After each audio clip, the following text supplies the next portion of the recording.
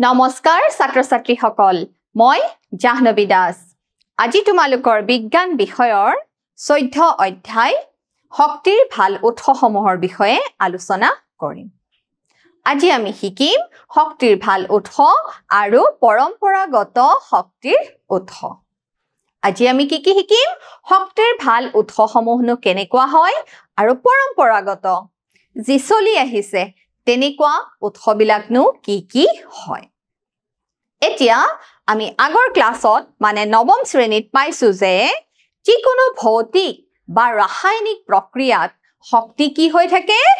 সংৰক্ষিত হৈ থাকে যিকোনো ভৌতিক বা ৰাসায়নিক প্ৰক্ৰিয়াত শক্তি সংৰক্ষিত হৈ থাকে তেনেহলে যদি শক্তি সংৰক্ষিত হৈ থাকে আমিনো শক্তিৰ সংকটত ভুগো কিয় আমি শক্তিৰ সংকটত ভুগো হয় নে নহয় এতিয়া আমি এই পাঠটিত শক্তিৰ উৎসসমূহৰ বিষয়ে আলোচনা কৰিম কিন্তু শক্তি কি জানানে শক্তি সদায় এটা প্ৰকাৰৰ পৰা আন এটা প্ৰকাৰলৈ কি কৰিব পাৰি জানানে ৰূপান্তৰহে কৰিব পাৰি তাৰ মানে এই যে ৰূপান্তৰ কৰিব পাৰি তাতে কি সোমাই থাকে জানানে শক্তিৰ উৎসসমূহ সোমাই থাকে গতিকে আহা ছাত্ৰ ছাত্ৰীসকল আমি শিকিবলৈ লওঁ শক্তিৰ ভাল উৎসসমূহ কেনেকুৱানো হয় এতিয়া শক্তিৰ সৃষ্টিও কৰিব নোৱাৰি ধ্বংসও কৰিব নোৱাৰি বা শক্তিৰ সৃষ্টিও কৰিব নোৱাৰি বিনাশও কৰিব নোৱাৰি কেৱল এটা প্ৰকাৰৰ পৰা আন এটা প্ৰকাৰলৈ কি কৰিব পাৰি ৰূপান্তৰহে কৰিব পাৰি আমি আপেল এটা খাই দিলো হয় নে নহয় আৰু আপেলটো খাই দিয়াৰ পিছত আমাৰ কি হৈ গল আমি ৰাসায়নিক শক্তি পাই গলো হয় নে নহয় শক্তিৰ আমাৰ খাই দিয়াৰ লগে লগে খাদ্যৰ হজম প্ৰক্ৰিয়া আৰম্ভ হৈ গল হয় নে নহয় আকৌ গাড়ী এখন কিহেৰে চলে পেট্ৰল হয় নে নহয় গাড়ী এখন পেট্ৰল বা ডিজেলেৰে চলে গতিকে পেট্ৰলত কি থাকে জানানে ৰাসায়নিক শক্তি থাকে সো পেট্ৰলত কি থাকে ৰাসায়নিক শক্তি থাকে সেই ৰাসায়নিক শক্তিক আমি কি শক্তিলৈ ৰূপান্তৰ কৰিলো যান্ত্ৰিক শক্তিলৈ ৰূপান্তৰ কৰিলো হয় নে নহয় আমি সাইকেল এখন চলালো হয় নে নহয় আমাৰ ৰাসায়নিক শক্তি কি কৰিলো সাইকেলখন চলালো যান্ত্ৰিক শক্তিলৈহে ৰূপান্তৰ কৰিলো তাৰ মানে শক্তি এটা প্ৰকাৰৰ পৰা আন এটা প্ৰকাৰলৈ কি হৈ গৈ থাকে ৰূপান্তৰহে হৈ গৈ থাকে তাৰ মানে শক্তিক আমি সৃষ্টিও কৰিব নোৱাৰো ধ্বংসও কৰিব নোৱাৰো কেৱল এটা ৰূপৰ পৰা আন এটা ৰূপলৈ কি কৰিব পাৰো ৰূপান্তৰহে কৰিব পাৰো সোৱা শক্তি কাম কৰাৰ ক্ষমতা কি বুলি কোৱা হয় জানানে শক্তি বুলি কোৱা হয় কাম কৰাৰ বা কাৰ্য কৰাৰ ক্ষমতা শক্তি বুলি কোৱা হয় আৰু শক্তি বিভিন্ন ৰূপত থাকে শক্তি বিভিন্ন ৰূপত সঞ্চিত হৈ থাকে ইয়াক কেৱল এটা ৰূপৰ পৰা আন এটা ৰূপলৈ কি কৰিব পাৰি ৰূপান্তৰহে কৰিব পাৰি গতিকে শক্তিৰ আমি সৃষ্টিও কৰিব নোৱাৰো ধ্বংসও কৰিব নোৱাৰো কয়লা পেট্ৰল আদিবিলাকো কি হয় শক্তিৰ উৎস হয় বতাহো শক্তিৰ উৎস হ'ব পাৰে জানানে তোমালোকে পানীও শক্তিৰ উৎস হ'ব পাৰে সূৰ্যও শক্তিৰ উৎস হ'ব পাৰে গতিকে আমি এই সমূহ শক্তি কি কৰিব পাৰো এটা অৱস্থাৰ পৰা আন এটা অৱস্থালৈ আমি ৰূপান্তৰহে কৰিব পাৰো আমি প্লেট এখন ধৰা গ্লাছ এটা বা প্লেট এখন ওপৰৰ পৰা কি কৰি দিলো পেলাই দিলো হয় নে নহয় পেলাই দিয়াৰ ফলত কি হৈ গল প্লেটখন ভাঙি গল তাৰ মানে আমি প্লেটখনৰ যি শক্তি পৰাৰ যি স্থিতি শক্তি আকৌ কি শক্তিলৈ ৰূপান্তৰ হল জানানে শব্দ শক্তিলৈ ৰূপান্তৰ হল এইদৰে শক্তি এটা অৱস্থাৰ পৰা আন এটা অৱস্থালৈ ৰূপান্তৰ হৈ থাকে আমি মম এডাল জ্বলাই দিলো মম এডালৰ দহন কৰিলো গতিকে মম এডাল জ্বলোৱাৰ ফলত মমডালত যি ৰাসায়নিক শক্তি নিহিত হৈ থাকে সেই শক্তি কি হলে ৰূপান্তৰ হয় তাপ আৰু পোহৰলৈ ৰূপান্তৰ হয় মম এডালৰ দহন প্ৰক্ৰিয়াত যি ৰাসায়নিক শক্তি নিহিত হৈ থাকে সেই ৰাসায়নিক শক্তিৰ পৰা আমি কি পাই গলো তাপ আৰু পোহৰ আমি মম এডাল জ্বলালে কি পাওঁ তাপ আৰু পোহৰ পাওঁ গতিকে এই ৰাসায়নিক পৰিৱৰ্তন বা ভৌতিক পৰিৱৰ্তনেই হওক তাতে কি হৈ থাকে শক্তিৰ সংৰক্ষিত হৈ থাকে তাৰ মানে আমি শক্তিৰ সৃষ্টিও কৰিব নোৱাৰো ধ্বংসও কৰিব নোৱাৰো কেৱল এটা অৱস্থা আছিল তাক আকৌ আন এটা অৱস্থালৈ কি কৰিব পাৰো ৰূপান্তৰহে কৰিব পাৰো গতিকে বুজি পাইছা ছাত্ৰ-ছাত্ৰীসকল শক্তিক এটা অৱস্থাৰ পৰা আন এটা অৱস্থালৈ আমি কি কৰিব পাৰো ৰূপান্তৰ কৰিব পাৰো এটা ৰূপ আন এটা ৰূপলৈ কি কৰিব পাৰি ৰূপান্তৰিত কৰিব পাৰি কোনো ভৌতিক বা ৰাসায়নিক প্ৰক্ৰিয়াৰ সময়ত মুঠ শক্তি কি থাকে জানানে একেই থাকে তাৰ মানে কোনো ভৌতিক বা ৰাসায়নিক প্ৰক্ৰিয়াত শক্তি কি হৈ থাকে সংৰক্ষিত হৈ থাকে সো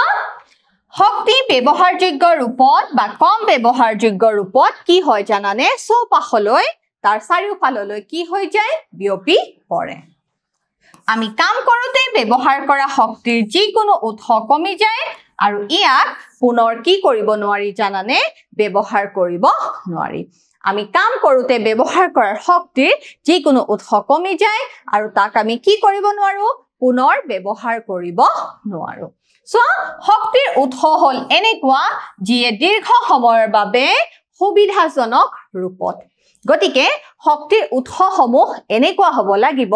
যিয়ে দীৰ্ঘ সময়ৰ বাবে আমাক কি দিব লাগিব সুবিধা দিব লাগিব সুবিধাজনক ৰূপত পৰ্যাপ্ত পৰিমাণৰ শক্তি কি কৰিব প্ৰদান কৰিব লাগিব গতিকে এটা ভাল শক্তি হ'বলৈ হলে কি হ'ব লাগিব জানানে তাৰ নিৰ্দিষ্ট কিছুমান শৰ্ত থাকিব লাগিব তেতিয়াহে তাক আমি কি কম জানানে এটা ভাল শক্তিৰ উৎস বুলি কম এতিয়া এটা ভাল শক্তি হ'বলৈ হলে কি হ'ব লাগিব জানানে তাৰ পৰা কিমান পৰিমাণৰ তাপ উৎপন্ন হয় হেতু আমি বিবেচনা কৰিব লাগিব যে ই কিমান পৰিমাণৰ তাপ উৎপন্ন কৰে কিমান পৰিমাণৰ তাপ উৎপন্ন কৰিব বা ই কিমান পৰিমাণৰ ধোঁৱা উৎপন্ন কৰিব ই কিমান পৰিমাণৰ কি কৰিব ধোঁৱা উৎপন্ন কৰিব বা আৰু কি জানানে ইয়াক আমি সহজতে উপলব্ধ হয়নে নহয় বা ই সহজতে উপলব্ধ হয়নে নহয় সহজতে উপলব্ধ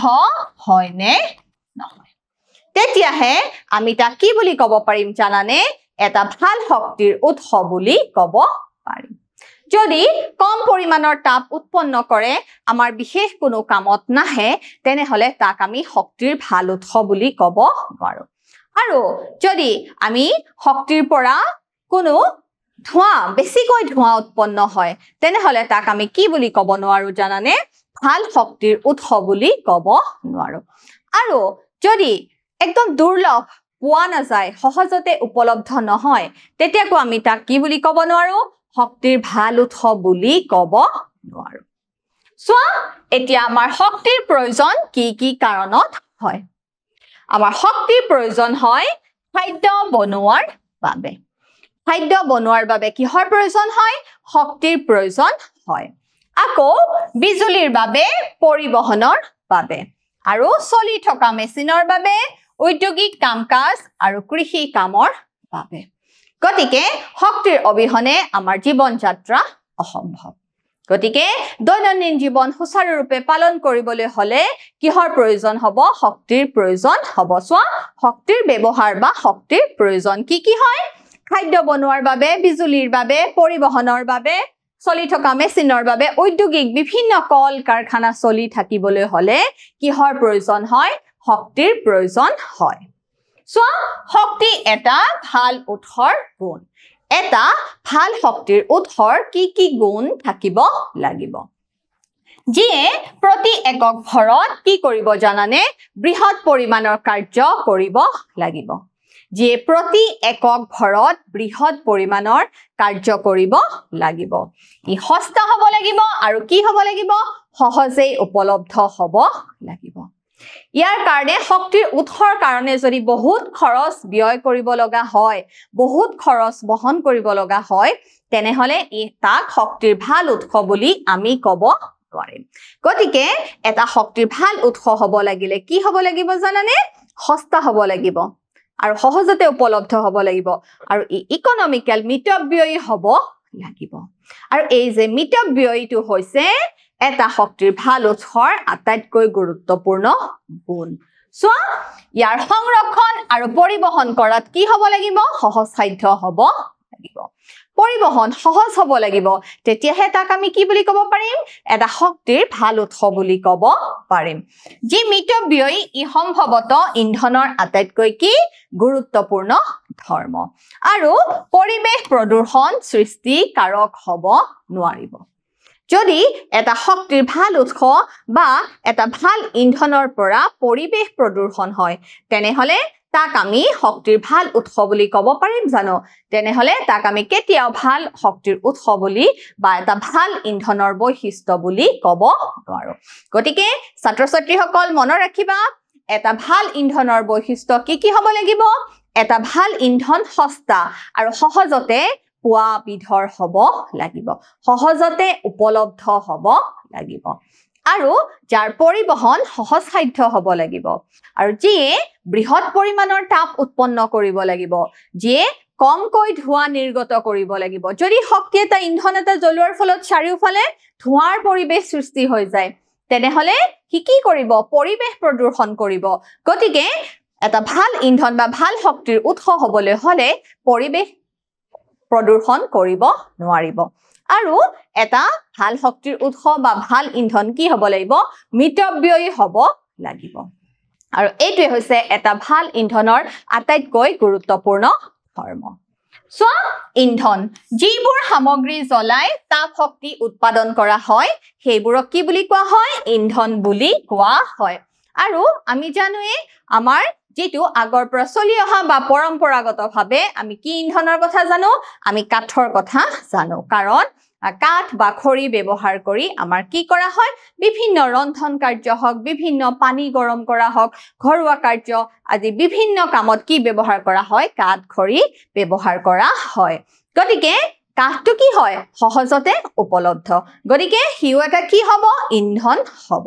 গতিকে এটা ভাল ইন্ধন মানে কি যিবোৰ সামগ্ৰী জ্বলাই কি শক্তি উৎপন্ন কৰা হয় তাপ শক্তি উৎপন্ন কৰা হয় যিবোৰ সামগ্ৰী জ্বলাই তাপ শক্তি উৎপন্ন কৰা হয় সেইবিলাকক কি বুলি কোৱা হয় ইন্ধন বুলি কোৱা হয় সো উদাহৰণবিলাক মনত ৰাখিবা কাঠ কয়লা এলপিজি কেৰোচিন আদি কাঠ কয়লা পেট্ৰলিয়াম এলপিজি বিভিন্ন জীৱাশ্ম পদাৰ্থ জীৱভৰ এইবিলাক তোমালোকক মই পিছত কৈ আছো এই আটাইবোৰে কি হ'ব জানানে ইন্ধনৰ উদাহৰণ সো কেৰোচিন এলপিজি যি লিকুইফাইড পেট্ৰলিয়াম গেছ এলপিজি আমি কত ব্যৱহাৰ কৰো আমি সিলিন্ডাৰত ব্যৱহাৰ কৰো হয় নে নহয় আমাৰ যি ৰন্ধন গেছ সিলিন্ডাৰত আমি ব্যৱহাৰ কৰো তৰলীকৃত পেট্ৰলিয়াম গেছ এলপিজি এইবিলাকো হৈছে এটা ভাল ইন্ধন আকৌ কেৰাচিনৰ ষ্টভ জ্বলে হয় নে নহয় আমি জুই জ্বলাবলৈ ব্যৱহাৰ কৰো গতিকে এইবিলাকো কি হৈছে এটা ভাল ইন্ধন সো এটা ভাল ইন্ধনৰ বৈশিষ্ট্য ভাল ইন্ধনৰ কি হ'ব লাগিব জানানে উচ্চ কেলৰি মান থাকিব লাগিব উচ্চ কেলৰি মান উচ্চ হ'ব লাগিব কেলৰি মান হৈছে প্ৰতি একক ভৰত অধিক তাপ উৎপন্ন কৰিব পাৰিব লাগিব আৰু কোনো ধোঁৱা বা ক্ষতিকাৰক গেছ নিৰ্গত কৰিব নোৱাৰিব কোনো ধোঁৱা বা ক্ষতিকাৰক গেছ যি গেছে যদি পৰিৱেশ প্ৰদূষণ কৰে তেনেহলে তাক আমি কি বুলি ক'ব নোৱাৰিম ভাল ইন্ধন বুলি ক'ব নোৱাৰিম সো কোনো ধোঁৱা বা ক্ষতিকাৰক গেছ নিৰ্গত হ'ব নোৱাৰিব সো সঠিক জ্বলন উষ্ণতা যি উষ্ণতাত এটা ইন্ধন জ্বলে সেই জ্বলন উষ্ণতা কি হ'ব লাগিব সঠিক হ'ব লাগিব সস্তা হ'ব লাগিব আৰু সহজতে উপলব্ধ হ'ব লাগিব তাক আমি সহজতে পাব লাগিব একদম যদি দুৰ্লভ হৈ যায় পোৱাই না যায় তেনেহলে তাক আমি কি বুলি ক'ব নোৱাৰো ভাল ইন্ধন বুলি ক'ব নোৱাৰো আৰু সম্ভালিবলৈ কি হ'ব লাগিব সহজ হ'ব লাগিব আমি তাক সহজতে ব্যৱহাৰ কৰিব পৰা হ'ব লাগিব তাৰ পৰিবহন সহজসাধ্য হ'ব লাগিব মিতব্যয়ী হ'ব লাগিব হয় নে নহয় যে আমাৰ কম খৰচতে হ'ব পৰা বিধৰ হ'ব লাগিব সো পৰিবহনত কি হ'ব লাগিব নিৰাপদ হ'ব লাগিব যদি পৰিবহন কৰোতে কিবা দুৰ্ঘটনা হৈ যায় তেতিয়া হলে তাক আমি কি বুলি ক'ব নোৱাৰো ভাল ইন্ধন বুলি ক'ব নোৱাৰো গতিকে ছাত্ৰ ছাত্ৰীসকল মনত ৰাখিবা সংৰক্ষণ কৰাত সুবিধাজনক হ'ব লাগিব আৰু মসৃণভাৱে কি হ'ব লাগিব জ্বলিব লাগিব গতিকে এটা ভাল ইন্ধনৰ এই বৈশিষ্ট্যসমূহ তোমালোকে মনত ৰাখিবা এটা ভাল ইন্ধনৰ বৈশিষ্ট্য কি ই সস্তা আৰু সহজলভ্য হ'ব লাগিব ধোঁৱা উৎপন্ন কৰিব নোৱাৰিব আৰু কোনো ধৰণৰ ছাইৰ দ্বাৰা পৰিৱেশ প্ৰদূষণ কৰিব নোৱাৰিব ই মিতব্যয়ী হ'ব লাগিব পৰিবহন সহজসাধ্য হ'ব লাগিব হয়নে নহয় তেতিয়াহে আমি তাক কি বুলি ক'ব পাৰিম এটা ভাল ইন্ধন বুলি ক'ব পাৰিম এতিয়া আমি চাওঁ হা পৰম্পৰাগত শক্তিৰ উৎস আৰু অপৰম্পৰাগত শক্তিৰ উৎস তোমালোকৰ শক্তিৰ উৎসসমূহক দুটা ভাগত ভৰবোৱা হৈছে পৰম্পৰাগত শক্তিৰ উৎস আৰু অপৰম্পৰাগত শক্তিৰ উৎস পৰম্পৰাগত যিটো মানুহে জানে তাক ভালদৰে জানে বা আগৰ পৰা চলি আহিছে অপৰম্পৰাগত শক্তিৰ উৎসবোৰ কেনেকুৱা জানানে কৃত্ৰিমভাৱেও কি কৰা হয় উৎপন্ন কৰা হয় সো পৰম্পৰাগত শক্তিৰ উৎসত কি আহিছে জীৱাশ্ম ইন্ধনসমূহ যি কয়লা পেট্ৰলিয়াম আদি কি হয় জীৱাশ্ম ইন্ধন আৰু এই জীৱাশ্ম ইন্ধনসমূহ সৃষ্টি হ'বলৈ কি হয় জানানে বহুত লাখ লাখ বছৰৰ প্ৰয়োজন হয় গতিকে এই জীৱাশ্ম ইন্ধন কয়লা পেট্ৰলিয়াম আদি কি হৈছে পৰম্পৰাগত শক্তিৰ উৎস আকৌ অপৰম্পৰাগত শক্তিৰ উৎস কি জানানে সৌৰ শক্তি আজিকালি সৌৰ শক্তি ব্যৱহাৰ কৰি বিভিন্ন কাম কাৰখানা কৰা হয় তোমালোকে দেখিছা আজিকালি স্কুল কলেজ বিলাকতো কিছুমান সোলাৰ প্লেট বঢ়োৱা হৈছে হয় নে নাই গতিকে যিবিলাক সোলাৰ পেনেল এইবিলাক আজিকালি সৌৰ শক্তিৰ আধাৰত কৰা হৈছে সো সৌৰ কুকাৰ সৌৰ কোষ পেনেল ইত্যাদি সোলাৰ কুকাৰো আজিকালি ব্যৱহাৰ কৰা হৈছে কিন্তু এই সৌৰ শক্তি যিমানবোৰ শক্তি দেখিছা সেই শক্তিবিলাকৰ যেনেকে সুবিধা আছে তেনেদৰে কিছুমান কি আছে জানানে অসুবিধাও আছে ধৰা এই সৌৰ শক্তি কি হয় জানানে তাক আকৌ ডাৱৰীয়া বতৰত ব্যৱহাৰ কৰিব নোৱাৰি বা দিনতহে তাৰ ভালদৰে প্ৰয়োগ কৰিব পাৰি বুজি পাইছা গতিকে সৌৰ শক্তি ব্যৱহাৰ হ'বলৈ লাগিলে কি হ'ব লাগিব বতৰ ফৰকাল হৈ থাকিব লাগিব ডাৱৰীয়া দিনত বা ৰাতি কি কৰিব নোৱাৰি সৌৰ শক্তি ব্যৱহাৰ কৰিব নোৱাৰি গতিকে যেনেদৰে সুবিধা আছে তেনেদৰে কি আছে অসুবিধাও আছে কিন্তু তথাপিও আমি যাতে শক্তিৰ সংকটত নুভুগো তাৰ কাৰণে আমি গোটেই শক্তিৰ উৎসসমূহ আমি কি কৰিব লাগিব ভালদৰে ব্যৱহাৰ কৰিব লাগিব সো জীৱাশ্ম ইন্ধন আৰু এইবোৰ হয় তাপ শক্তি কেন্দ্ৰ বিলাকো কি হয় জানানে পৰম্পৰাগত শক্তিৰ উৎস এই তাপ শক্তি কেন্দ্ৰসমূহত কি কৰা হয় জানানে ইন্ধন বিভিন্ন জীৱাশ্মজাত ইন্ধন পুৰি তাপ উৎপন্ন কৰা হয় হয় গতিকে সেই তাপৰ পৰা আকৌ কি কৰা হয় জানানে বিদ্যুৎ উৎপাদন কৰা হয় গতিকে এই তাপ শক্তি কেন্দ্ৰসমূহৰ পৰা কি পাব পাৰি বিদ্যুৎ পাব পাৰি আৰু একেদৰে জলশক্তি প্ৰকল্প বা জলশক্তি কেন্দ্ৰসমূহৰ পৰা আমি কি পাব পাৰো বিদ্যুৎ পাব পাৰো সো অপৰম্পৰাগত শক্তিৰ উৎসত কি হ'ব জানানে সাগৰৰ পৰা পোৱা শক্তি যেনে জোৱাৰ ভাটাৰ শক্তি এইবিলাক কি হ'ব জানানে সাগৰৰ পৰা পোৱা শক্তি জোৱাৰ ভাটাৰ ঢৌ তৰংগ শক্তি মহাসামুদ্ৰিক তাপীয় শক্তি আদি হৈছে অপৰম্পৰাগত শক্তিৰ উৎস আকৌ আৰু অপৰম্পৰাগত শক্তিৰ উৎসত কি আহিব জানানে ভূতাপীয় শক্তি আৰু পাৰমাণৱিক শক্তি বা নিউক্লিয় শক্তি গতিকে ছাত্ৰ ছাত্ৰীসকল পৰম্পৰাগত শক্তিৰ উৎস আৰু অপৰম্পৰাগত শক্তিৰ উৎস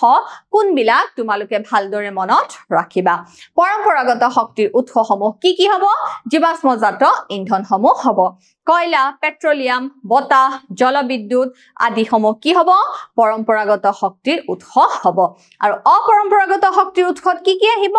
সৌৰ শক্তি আহিব সাগৰৰ পৰা পোৱা শক্তি আহিব পাৰমাণৱিক শক্তি আহিব আদিবিলাক হৈছে অপৰম্পৰাগত শক্তিৰ উৎস সোৱা তোমালোকৰ ভাৰতবৰ্ষত আমাৰ প্ৰয়োজনীয় শক্তিৰ উৎসসমূহ কেনেদৰে প্ৰদৰ্শন কৰে এটা পাই চিত্ৰৰ সহায়ত দেখুওৱা হৈছে ভাৰতবৰ্ষত আমাৰ প্ৰয়োজনীয় শক্তিৰ উৎসসমূহ প্ৰদৰ্শন কৰা এটা পাই চিত্ৰৰ সহায়ত দেখুওৱা হৈছে দেখিছা এই ৰঙা আকাৰখিনিত কি দেখুওৱা হৈছে কয়লা সেউজীয়া আকাৰখিনি দেখিছা পেট্ৰলিয়াম আৰু প্ৰাকৃতিক গেছ যি ন্যাচাৰেল গেছ থাকে আমাৰ আৰু হালধীয়া অংশখিনি কি দেখুৱা হৈছে জলবিদ্যুৎ প্ৰকল্প আৰু ব্লু কালাৰখিনি হৈছে নিউক্লিয় শক্তি আৰু এই হালধীয়াখিনি হৈছে বতাহ বতাহৰ পৰা যিবিলাক উইণ্ড মিল আছে বিভিন্ন ধৰণৰ যি বায়ু শক্তি আদি এই গোটেই সমূহ কি হৈছে পৰম্পৰাগত শক্তিৰ উৎস তোমালোকে মনত ৰাখিবা ইয়াত তোমালোকৰ পাই চিত্ৰৰ হিচাপত দেখুৱা হৈছে গতিকে আটাইতকৈ বেছি কি ব্যৱহাৰ কৰা হয় ভাৰতবৰ্ষত কয়লাৰ ব্যৱহাৰ বেছি তোমালোকক পাই চিত্ৰৰ সহায়ত ধুনীয়াকে দেখুৱা হৈছে চোৱা পৰম্পৰাগত শক্তিৰ উৎস যিবোৰ বেছিভাগ মানুহে জানে বা আগৰ পৰা চলি আহিছে আমি কাঠ জ্বলাও গতিকে আমি সকলোৱে জানো কাঠ এটা পৰম্পৰাগত শক্তিৰ উৎস কাঠ এবিধ ইন্ধন কাঠৰ পৰা আমি কি কৰো কাঠ পুৰিলে আমি তাপ আৰু পোহৰ পাওঁ গতিকে বিভিন্ন ৰন্ধন কাৰ্যতো ই ব্যৱহাৰ হয় চোৱা জীৱাশ্ম ইন্ধন জৈৱ ভৰ ইত্যাদি হৈছে পৰম্পৰাগত শক্তিৰ উৎস এবাৰ চোৱা জীৱাশ্মজাত ইন্ধন মানেনো কি জীৱাশ্মজাত ইন্ধন তাৰ মানে জীৱৰ পৰা সৃষ্টি হোৱা উদ্ভিদ বা প্ৰাণী আৰু এই জীৱাশ্মজাত ইন্ধন সৃষ্টি হ'বলৈ লাখ লাখ বছৰৰ প্ৰয়োজন হয় আৰু এই জীৱাশ্মজাত ইন্ধনসমূহ যাতে শেষ হৈ নাযায় তাৰ কাৰণে আমি সকলোৱে কি হ'ব লাগিব সাৱধান হ'ব লাগিব কাৰণ কি জানানে এই জীৱাশ্মজাত ইন্ধন হৈছে অনবীকৰণযোগ্য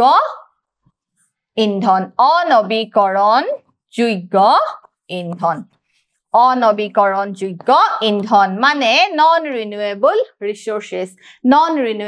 ৰিসোৰ্সেস যাক আমি কি কৰিব নোৱাৰো সৃষ্টি কৰিব নোৱাৰো যাৰ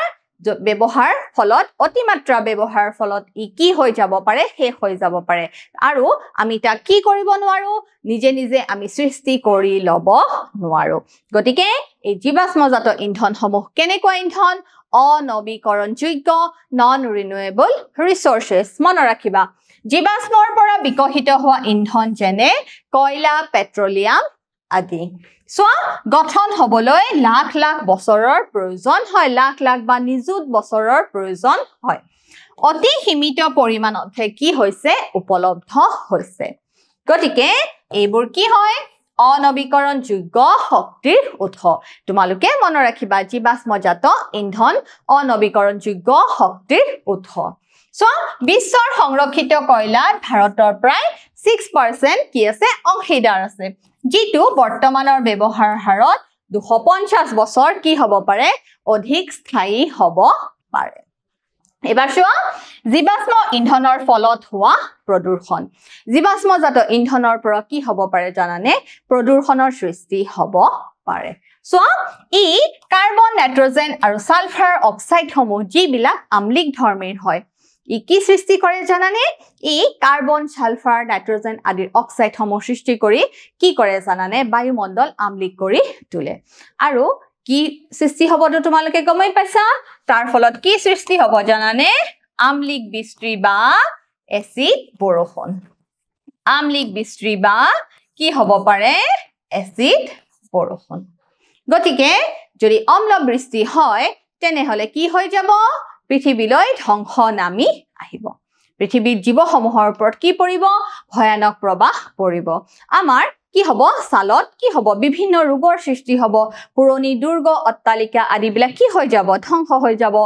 জলমণ্ডল কি হৈ যাব জলমণ্ডলত থকা পানীসমূহ কি প্ৰাণীসমূহ বিভিন্ন কি হৈ যাব মৃত্যুৰ পথলৈ যাব জল আৰু স্থলমণ্ডল দুয়োৰে ওপৰত কি আহি পৰিব প্ৰভাৱ আহি পৰিব চোৱা নিৰ্গত কৰে যাৰ ফলত কি সৃষ্টি হয় এসিড বৰষুণ হয় যিয়ে গছ-গছনি উদ্ভিদ আৰু প্ৰাণী সকলোলৈ কি কঢ়িয়াই আনিব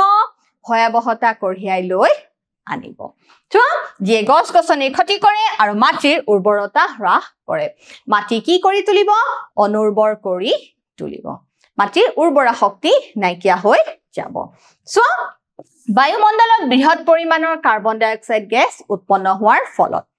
আৰু বায়ুমণ্ডলত বৃহৎ পৰিমাণৰ যদি কাৰ্বন ডাই অক্সাইড গেছ আহে তেনেহলে কি সৃষ্টি হ'ব সেউজ গৃহ গেছ সৃষ্টি হ'ব চোৱা যাৰ ফলত সেউজ গৃহ প্ৰভাৱ কি হৈ পৰিব বৃদ্ধি হৈ পৰিব আৰু সেউজ গৃহ গেছ বহাৰ লগে লগে কি হ'ব জানানে গোলকীয় উষ্ণতা বৃদ্ধি পাব যি গ্লোবেল ওয়াৰ্মিং এই এক গুৰুতৰ সমস্যা আজিৰ যুগৰ আটাইতকৈ গুৰুতৰ সমস্যা হৈছে গ্লোবেল ওয়াৰ্মিং গতিকে এই কাৰ্বন ডাই অক্সাইড গ্যাস নিৰ্গত হওয়াৰ ফলত আৰু এইবোৰ কেনেকে নিৰ্গত হয় জীৱাশ্ম ইন্ধনসমূহ দহনৰ ফলত গতিকে জীৱাশ্ম ইন্ধনসমূহ দহনৰ ফলত এই বিভিন্ন অসুবিধাসমূহৰ সৃষ্টি হয়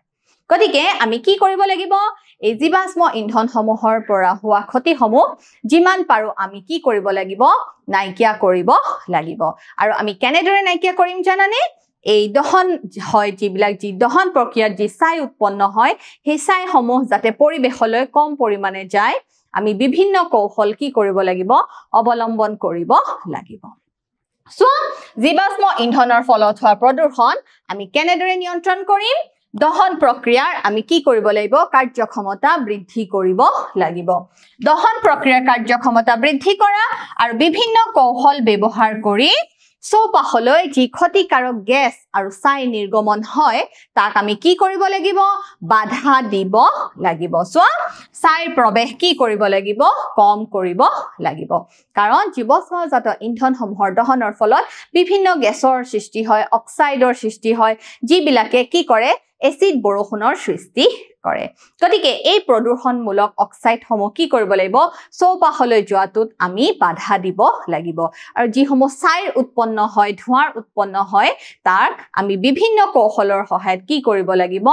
বাধা দিব লাগিব তেতিয়াহে জীৱাশ্ম ইন্ধনসমূহৰ কি হ'ব যি প্ৰদূষণ সৃষ্টি হয় হি নাইকিয়া হ'ব আৰু এই জীৱাশ্ম ইন্ধনসমূহ হৈছে অনবীকৰণযোগ্য সম্পদ গতিকে এই সম্পদসমূহ যাতে শেষ হৈ নাযায় আমি তাৰ কাৰণে কি হ'ব লাগিব সাৱধান হ'ব লাগিব সো জীৱাশ্ম ইন্ধনৰ অসুবিধা জীৱাশ্মবোৰ অনবীকৰণযোগ্য শক্তিৰ উৎস আৰু এবাৰ ব্যৱহাৰ কৰিলে তা কি কৰিব নোৱাৰি পুনৰ সৃষ্টি কৰিব নোৱাৰি মানে নবীকৰণ কৰিব নোৱাৰি জীৱাশ্ম ইন্ধন জ্বলোৱাৰ ফলত কি হয় বায়ু প্ৰদূষণ হয় পৃথিৱীত জীৱাশ্ম ইন্ধনৰ মজুত সীমিত আৰু সোনকালে ই কি হৈ যাব পাৰে শেষ হৈ যাব পাৰে গতিকে এই জীৱাশ্ম ইন্ধনসমূহ কি হৈ আছে পৃথিৱীত এক সীমিত পৰিমাণতহে আছে গতিকে আৰু আমি ইহঁতক কি কৰিব নোৱাৰো নিজে নিজে সৃষ্টিও কৰিব নোৱাৰো ই নবীকৰণযোগ্য সম্পদ নহয় গতিকে আমি সকলোৱে সাৱধান হ'ব লাগিব যাতে এই জীৱাশ্ম ইন্ধনসমূহ শেষ হৈ নাযায় সো এবাৰ আমি পঢ়িম তাপভিত্তিক শক্তি প্ৰকল্পৰ বিষয়ে তাপভিত্তিক শক্তি প্ৰকল্প বিদ্যুৎ উৎপাদনৰ বাবে তাপ শক্তি ব্যৱহাৰ কৰা এটা কি জানা শক্তি কেন্দ্ৰ তাৰ পৰা আমি কি সৃষ্টি কৰো বিদ্যুৎ উৎপাদন কৰো জীৱাশ্ম ইন্ধন জ্বলাই বিদ্যুৎ উৎপাদনৰ বাবে টাৰবাইন চলাবলৈ কি উৎপন্ন হয় ভাপ বা বাষ্প উৎপন্ন হয় আৰু তোমালোকে এই শক্তিৰ উৎস চেপ্টাৰটোত তোমালোকে এই টাৰবাইন শব্দটো বহুতবাৰ শুনিবলৈ পাবা কাৰণ টাৰবাইন চলাই পেলাই কি কৰা হয় জানানে বিদ্যুৎ উৎপন্ন কৰা হয় সো তোমালোকৰ আগত এটা চিত্ৰ দেখুৱা হৈছে কেনেদৰে তাপভিত্তিক শক্তি প্ৰকল্পসমূহত বিদ্যুৎ উৎপন্ন কৰা হয় দেখিছা এইটো এটা কিহৰ চিত্ৰ এইটো এটা প্ৰেসাৰ কুকাৰৰ চিত্ৰ দেখিছা এই প্ৰেসাৰ কুকাৰটোত যেতিয়া কি দিয়া হয় জানানে তাপ দিয়া হয় প্ৰেসাৰ কুকাৰটোত কি দিয়া হয় তাপ দিয়া হয় ইয়াতে কি থাকিব ধৰা পানী থাকিব দেখিছা তাপ দিয়া হয় তাৰ পিছত এই ভাপ বা বাষ্প এই নিৰ্গমন নলীডালেদি কলে আহিব দেখিছা বাষ্প নলীডালে ইয়ালৈ আহিব আৰু এইটো এটা প্ৰকল্প এইটো দেখিছানে এই কেখন কি হয় ফেন হয় দেখিছা তিনিখন ফেনৰ নিচিনা আৰু দেখিছা এইটো ধাতুৰ পাতযুক্ত এটা কি টেনিস বল এই আৰ্হিতে কি কৰা হয় তাপভিত্তিক শক্তি প্ৰকল্পবিলাকত বিদ্যুৎ উৎপাদন কৰা হয় এটা প্ৰেসাৰ কুকাৰ দেখিছা তাতে ধৰা পানী আছে পানী তাৰ ফলত কি দিয়া হৈছে তাপ দিয়া হৈছে তাপ দিয়াৰ লগে লগে কি সৃষ্টি হ'ব বাষ্পৰ সৃষ্টি হ'ব আৰু এই বাষ্প দেখিছা এডাল বাষ্পনলীৰ সহায়ত কিহৰ এটো ধৰা এটা মটৰ বুজি পাইছা এই দেখিছা এই তিনিখন ফেন যুক্ত দেখিছা এতিয়া এই বাষ্প আহাৰ লগে লগে কি হ'ব জানানে এই কি হ'ব টাৰবাইনটো কি হ'ব ধৰিব চলিব ধৰিব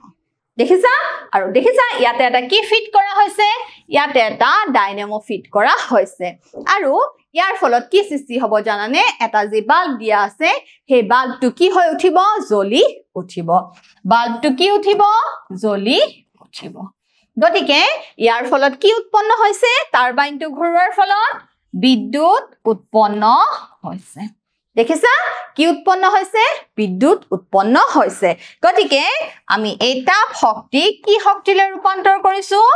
বিদ্যুৎ শক্তিলৈ ৰূপান্তৰ কৰিছো গতিকে দেখিছানে ছাত্ৰ-ছাত্ৰীসকল শক্তিক আমি কি কৰিব পাৰো এটা অৱস্থাৰ পৰা আন এটা অৱস্থালৈ কি কৰিব পাৰো ৰূপান্তৰ কৰিব পাৰো গতিকে শক্তিৰ সৃষ্টিও নহয় শক্তিৰ ধ্বংসও নহয় বা বিনাশও নহয় দেখিছা এই আৰ্হিতে কি কৰা হয় তাপ ভিত্তিক শক্তি প্ৰকল্প বিলাকত বিদ্যুৎ উৎপাদন কৰা হয় কিহৰ সহায়ত কৰা হয় বাষ্পৰ সহায়ত কৰা হয় আৰু কি ঘূৰোৱা হয় টাৰবাইন ঘূৰোৱা হয় টাৰবাইন ঘূৰিলে তাৰ ফলত কি উৎপন্ন হ'ব বিদ্যুৎ উৎপন্ন হ'ব আৰু তোমালোকক গতিকে এটা লাইট জ্বলাৰ চিত্ৰ দেখুৱা হৈছে কাৰণ বিদ্যুৎ পালেহে কি হয় বাল্ব এটা জ্বলি উঠে গতিকে ছাত্ৰ-ছাত্ৰীসকল বুজি পাইছা নিশ্চয় এইটো চিত্ৰ তোমালোকে এইটো এটা কাৰ্যকলাপ এতিয়া চোৱা কয়লা আৰু তৈল ক্ষেত্ৰৰ ওচৰত বিদ্যুৎ কেন্দ্ৰসমূহ স্থাপন কৰা হয় যাতে পৰিবহন আৰু উৎপাদনৰ বাবে কি হয় খৰচ কম হয় কাৰণ কি জানানে একে দূৰত্বত কয়লা বা পেট্ৰলিয়ামৰ পৰিবহন কৰাতকৈ এটো মনত ৰাখিবা খুব গুৰুত্বপূৰ্ণ কথা একে দূৰত্বত কয়লা বা পেট্ৰলিয়াম পৰিবহন কৰাতকৈ কি পৰিবহন কৰা সহজ বিদ্যুৎ পৰিবহন কৰা সহজ দেখিছা বিদ্যুৎৰ সঞ্চাৰণ কি হয় অধিক কাৰ্যক্ষম হয় একে দূৰত্বত কয়লা আৰু পেট্ৰলিয়াম পৰিবহন কৰাতকৈ বিদ্যুৎ পৰিবহন সহজ সাধ্য সেই কাৰণে কি কৰা হয় কয়লা আৰু তৈল ক্ষেত্ৰৰ ওচৰত বিদ্যুৎ কেন্দ্ৰসমূহ স্থাপন কৰা হয় এবাৰ চোৱা তাপ শক্তি কেন্দ্ৰৰ সুবিধা তাপ শক্তি কেন্দ্ৰৰ পৰা শক্তি নিৰ্মাণ কৰাটো সহজ ব্যৱহৃত ইন্ধন কয়লা কয়লা কি হয় সস্তা গতিকে আমি জানোৱে এটা ভাল ইন্ধন হ'ব লাগিলে কি হ'ব লাগিব সস্তা আৰু সহজলভ্য হ'ব লাগিব ইন্ধন আৰু পানী যোগানৰ ওচৰত যিকোনো ঠাইতে কি কৰা হয় তাপ শক্তি কেন্দ্ৰসমূহ স্থাপন কৰা হয় তোমালোকৰ আগত তাপ শক্তি কেন্দ্ৰসমূহনো কেনেকুৱা হয় তাৰ এটা আৰ্হি দেখুৱা হৈছে দেখিছা য'ত টাৰবাইন থাকে টাৰবাইনসমূহ ঘূৰাই পেলাই কি কৰা হয় বিদ্যুৎ উৎপন্ন কৰা হয় জলবিদ্যুৎ শক্তি কেন্দ্ৰৰ তুলনাত ইয়াৰ বাবে কম ঠাইৰ প্ৰয়োজন হয় গতিকে এই তাপ শক্তি কেন্দ্ৰসমূহক জলশক্তি প্ৰকল্পতকৈ কি হয় কম ঠাইতে প্ৰয়োজন হয় বা কম ঠাইতে সৃষ্টি কৰিব পাৰি এতিয়া চোৱা তাপ শক্তি কেন্দ্ৰৰ অসুবিধাসমূহ কেনেকুৱা চোৱা তাপ শক্তি কেন্দ্ৰসমূহে বিদ্যুৎ উৎপাদনৰ বাবে জীৱাশ্ম ইন্ধন ব্যৱহাৰ কৰে জীৱাশ্ম ইন্ধন যি কয়লা পেট্ৰলিয়াম আদি কোনে ব্যৱহাৰ কৰে তাপ শক্তি প্ৰকল্পসমূহে ব্যৱহাৰ কৰে আৰু এই জীৱাশ্ম ইন্ধনসমূহে কিহৰ সৃষ্টি কৰে প্ৰদূষণৰ সৃষ্টি কৰে তোমালোকক মই আগতে কৈছোৱে জীৱাশ্মজাত ইন্ধনৰ অসুবিধা কি ই যি পৰিবেশৰ প্ৰদূষণীয় অক্সাইডসমূহ সৃষ্টি কৰে সো পানীক ভাপলৈ ৰূপান্তৰিত কৰিবলৈ বৃহৎ পানীৰ উৎসৰ প্ৰয়োজন হয় তাপ ভিত্তিক শক্তি প্ৰকল্পসমূহত পানী কি আকাৰলৈ নিয়া হয় বাষ্প বা ভাপ আকাৰলৈ নিয়া হয় আৰু এই কাৰ্য কৰোতে এই কাম কৰোতে কি কৰা হয় বৃহৎ পৰিমাণৰ খৰচ বহন কৰিব লগা হয় সো ইয়াৰ সামগ্ৰিক কাৰ্যক্ষমতাও কম সো ইয়াৰ ৰক্ষণাবেক্ষণৰ কাৰণে খৰচ বেছি তাৰ মানে আমি গম পালো যে তাপ ভিত্তিক শক্তি প্ৰকল্পসমূহ কি হয় সুচাৰুৰূপে পালন কৰিবলৈ কি হয় তাৰ কাৰণে বৃহৎ পৰিমাণৰ ধন খৰচ কৰিব লগা হয় গতিকে এয়া হৈছে তাপ শক্তি কেন্দ্ৰৰ অসুবিধা এতিয়া চোৱা জলশক্তি প্ৰকল্প চোৱা জলবিদ্যুৎ উৎপাদনৰ উদ্দেশ্যে নদীখনৰ ওপৰত ওখ মথাউৰি নিৰ্মাণ কৰি নদীৰ ওপৰত কি কৰা হয় ওখ মথাউৰি নিৰ্মাণ কৰা হয় আৰু পানীৰ সোঁতত কি কৰা হয় জানানে পানীৰ প্ৰবাহত বাধাৰ সৃষ্টি দিয়া হয় মথাউৰি নিৰ্মাণ কৰি পানীৰ প্ৰবাহত কি কৰা হয় বাধা দিয়া হয় পানীৰ প্ৰবাহত আমি কি দিও বাধা দিও তোমালোকে মনত ৰাখিবা জলবিদ্যুৎ উৎপাদনৰ উদ্দেশ্যে আমি কি কৰো মথাউৰি নিৰ্মাণ কৰো আৰু মথাউৰি নিৰ্মাণ কৰিলে কি হৈ যায় পানীৰ প্ৰবাহত বাধাৰ সৃষ্টি হয় আৰু তাৰ ফলত বৃহৎ জলাশয়ত কি কৰা হয় পানী সংগ্ৰহ কৰা হয় ক'ত সংগ্ৰহ কৰা হয় জলাশয় বৃহৎ জলাশয়ত পানী সংগ্ৰহ কৰা হয় যিবিলাক ওয়াটাৰ ডেম বিলাক থাকে পানীৰ স্তৰ বৃদ্ধি পায় জলপৃষ্ঠৰ উচ্চতা তেতিয়া কি হৈ যায় জানানে বৃদ্ধি পায় আৰু এই প্ৰক্ৰিয়াত প্ৰবাহিত পানীৰ গতি শক্তি স্থিতি শক্তিলৈ ৰূপান্তৰিত হয় যেতিয়া জলপৃষ্ঠৰ উচ্চতা বাঢ়ি যায় জলপৃষ্ঠৰ উচ্চতা বৃদ্ধি পায় তেতিয়া কি হয় জানানে গতি শক্তি স্থিতি শক্তিলৈ ৰূপান্তৰ কৰা হয় সো বান্ধৰ উচ্চ স্তৰ পৰা পানী পাইপৰ মাজেৰে টাৰবাইনলৈ আৰু বান্ধৰ তললৈ লৈ যোৱা হয়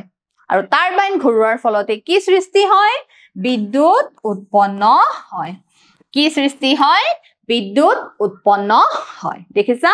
তোমালোকৰ জলবিদ্যুৎ প্ৰকল্প কাৰ্য প্ৰদৰ্শনী সৃষ্টি দেখিছা কেনেদৰে এখন ইয়াত এটো ধৰা জলভাণ্ডাৰ বা কি জলাশয় দেখিছা এখন কি